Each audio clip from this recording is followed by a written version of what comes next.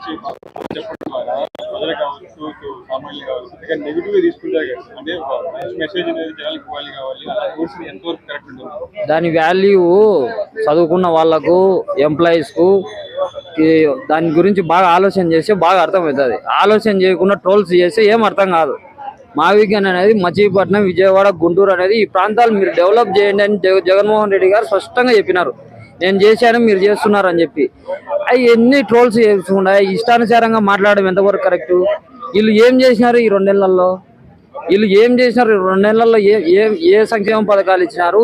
Super six అని డబ్బాలు కొట్టుకుంటా ఏం చేసినారు వీళ్ళు ఈ కొద్ది కాలంలో? లా అండ్ ఆర్డర్ అనేది ఎక్కడుంది?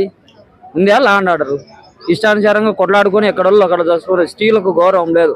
స్త్రీలను రోడ్ల మీద కొడుతుంటే పట్టించుకునే వాళ్ళు లేరు. దేని గురించి మాట్లాడతారు? వీళ్ళంతా ఫెయిల్యూర్ ప్రభుత్వం ఇది, గ్రాఫిక్స్ ప్రభుత్వం. చంద్రబాబు నాయుడు అనే వ్యక్తి గ్రాఫిక్స్ మాత్రమే, ఊరికి చెప్తాడు, చేతల్లో ఏముండదు. జగన్మోహన్ రెడ్డి గారు మాట చెప్తే మాట తప్పడు. విజనరీ ఉండే నాయకుడు. నువ్వు ఎందుకు తేలేకపోయినావు? అమ్మఒడి పథకం ఎందుకు తేలేకపోయినావు? విజనరీ ఉండే నాయకుడు అయితే 17 మెడికల్ కాలేజీలు ఎందుకు తేలేకపోయినావు? రైతులకు జూన్ మాసంలో 18,000 డబ్బులు ఎందుకు వేయలేకపోయినావు? నాడు నేడు ప్రోగ్రామ్ పెట్టి మెను ప్రకారం పిల్లలకి ఎందుకు అన్నం పెట్టలేకపోయినావు? ఎందుకు ప్రజల అకౌంట్ 2.70 లక్షలు ఎందుకు వేయలేకపోయినావు? రాష్ట్రాన్ని అభివృద్ధి ఎందుకు చేయలేకపోయినావు? గ్రీన్ కో ప్రాజెక్ట్ ఎందుకు తేలేకపోయినావు? ఇన్ఫోసిస్ ఎందుకు తేలేకపోయినావు? పోర్ట్లు ఎందుకు తేలేకపోయినావు? ఇవన్నీ ఎందుకు తేలేకపోయినావు?